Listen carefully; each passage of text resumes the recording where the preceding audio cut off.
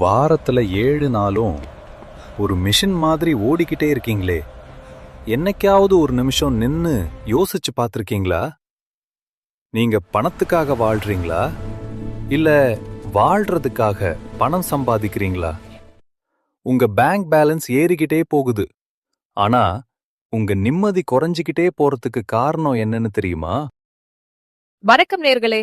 சஞ்சீவ் கேட்ட இந்த கேள்வி இன்னைக்கு பலருடைய தூக்கத்தை கெடுத்துட்டு இருக்கு. மிஸ்டர் மோட்டிவேஷனல் தமிழ் வழங்கும் மிஸ்டர் அண்ட் மிஸ்ஸஸ் பாட்காஸ்டின் 15வது எபிசோடிற்கு உங்களை அன்போடு வரவேற்கிறோம். போன எபிசோட்ல டிஜிட்டல் உலகம் நம்மளை எப்படி பிரிக்குதுன்னு பார்த்தோம். ஆனா இன்னைக்கு நாம பேச போறது அந்த டிஜிட்டல் உலகத்தை விட நம்மள அதிகமா ஆட்டி படைக்கிற ஒரு விஷயத்தை பத்தி தான். இன்றைய தலைப்பு, பணமா நிம்மதியா? எலிக் பந்தயத்தில் சிக்காமல் தப்பிப்பது எப்படி? சஞ்சீவ், இப்பெல்லாம் ஒருத்தர் புது போன் வாங்கினா நாமளும் வாங்கணும், அவங்க கார் வாங்கினா நாமளும் வாங்கணும்னு ஒரு ஓட்ட ஓடிக்கிட்டே இருக்கோம். இதுக்கு முடிவே இல்லையா? இதுக்கு பேர் தான் லைஃப் ஸ்டைல் இன்ஃப்ளேஷன்.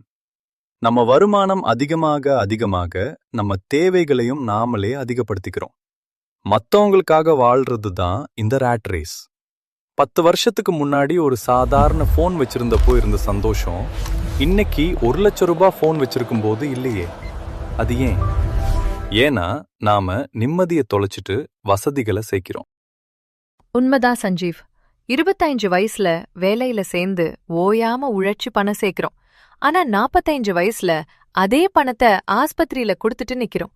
இது எவ்வளவு பெரிய முரண்! ஆமா கலைவாணி, சம்பாதிக்கிற வரைக்கும் உடம்ப பார்க்க மாட்டேன், அப்புறம் உடம்ப பார்க்க சம்பாதிப்பேங்கிறது ஒரு முட்டாள்தனமான கணக்கு. பணத்தை விட நேரம் ரொம்ப விலை மதிப்பற்றது.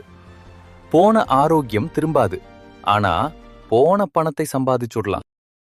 இப்பலாம் தம்பதிகள் 2 பேருமே வேலைக்கு போறாங்க. ஆனா வீட்டுக்கு வந்தா பேசுறதுக்கு நேரம் இல்ல.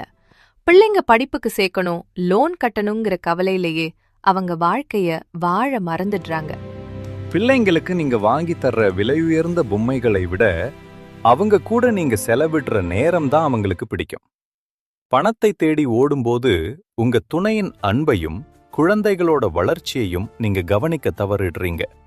அதுக்கப்புறம் எவ்வளவு பணம் இருந்தாலும் அந்த நினைவுகளை வாங்க முடியாது. சஞ்சீவ், இப்பெல்லாம் ஒரு விஷயம் கவனிச்சிருக்கீங்களா? நம்ம ஒரு பொருளை வாங்குறது நம்ம வசதிக்காக இல்ல. இதனாலதான் நிறைய பேர் பணக்காரங்களா வாழ்றதை விட பணக்காரங்களா வெளியில இருக்கிறத பணக்காரங்களா வெளியில தெரியணும்னு ஆசைப்படுறாங்க. நிஜமான செல்வம்ங்கிறது உங்க பேங்க்ல இருக்கிற பணம் இல்ல, உங்க மனசுல இருக்கிற நிம்மதிதான். மத்தவங்க நம்மள பத்தி என்ன நினைப்பாங்க அப்படிங்கறதுக்காகவே பல பேர் கடன் வாங்குறாங்க. ஆமா கலைவாணி, இதுக்கு பேரு கீப்பிங் அப் வித் த ஜோன்சஸ். அதாவது பக்கத்து வீட்டுக்காரர் ஒரு பெரிய கார் வாங்கிட்டாருன்னா நமக்கும் அதே மாதிரி ஒரு கார் வேணும்னு தோணுது. நமக்கு அந்த தேவையே இருக்காது.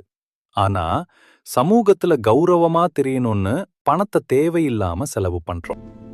ஒரு மனுஷன் ஒரு நாளைக்கு 12 மணி நேரம் உழைச்சு 1 லட்சம் ரூபாய் சம்பாதிக்கிறான்னு வச்சுப்போம். ஆனா அந்த 1 லட்சம் ரூபாய செலவு பண்ணவோ ரசிக்கவோ அவன்கிட்ட நேரமே இல்லைன்னா அந்த பணத்துக்கு என்ன மதிப்பு? உண்மைதான், நாம பணத்தை சம்பாதிக்க நம்ம நேரத்தை செலவு பண்றோம். ஆனா எவ்வளவு பணம் கொடுத்தாலும் ஒரு நிமிஷம் நேரத்தை கூட நம்மால திரும்ப வாங்க முடியாது. டைம் இஸ் மணின்னு சொல்வாங்க. ஆனா நிஜத்துல டைம் இஸ் மோர் வேல்யூபிள் தேன் மணி. பல பேர் என்ன நினைக்கிறாங்கன்னா, இப்ப கஷ்டப்பட்டு ஓடிடுவோம், 60 வயசுக்கு அப்புறம் நிம்மதியா இருக்கலான்னு. ஆனா 60 வயசுல உங்களுக்கு பணம் இருக்கும், ஆனா அதை அனுபவிக்க கூடிய உடல்நிலை இருக்குமா? அதனாலதான் அப்பப்போ சின்ன சின்ன இடைவெளிகள் எடுக்கணும். வருஷத்துக்கு ஒரு முறை ஒரு டூர் போறது, பிடிச்ச விஷயத்த செய்யறதுன்னு வாழ்க்கைய அப்பப்போ வாழ பழகணும். மொத்த நிம்மதியையும் எதிர்காலத்துக்காக ஒத்தி வைக்காதீங்க. இன்னைக்கு உலகத்துல மினிமலிசம் அப்படிங்கிற கான்செப்ட் ரொம்ப பிரபலமாக்கிட்டு இருக்கு. குறைவான பொருட்கள், நிறைவான வாழ்க்கை. நமக்கு நிஜமாவே என்ன தேவைன்னு பட்டியலிட்டா நம்ம ஓட்டம் பாதியா குறைஞ்சிடும். பணத்தை சம்பாதிக்காதீங்கன்னு நான் சொல்லல. ஆனா போதும் என்ற மனமே பொன் செய்யும் மருந்து. ஒரு தெளிவான ஃபைனான்ஷியல் பிளானிங் பண்ணுங்க. தேவையற்ற கடன்களை தவிர்த்துட்டு உங்களுக்காகவும் உங்க குடும்பத்துக்காகவும் வாழ கத்துக்கோங்க. நீங்க பணத்துக்காக வாழ்றீங்களா இல்ல நிம்மதிக்காக வாழ்றீங்களா? கமெண்ட்ல சொல்லுங்க. நண்பர்களே, இன்னைக்கு நம்ம எபிசோட் 15ல பணத்தோட இன்னொரு பக்கத்தை பார்த்தோம். எபிசோட் 14ல டிஜிட்டல் உலகம் பத்தி பேச ஆமா, அடுத்த எபிசோட் மீண்டும் நம்ம வரலாற்று பயணத்தை தொடர போறோம்.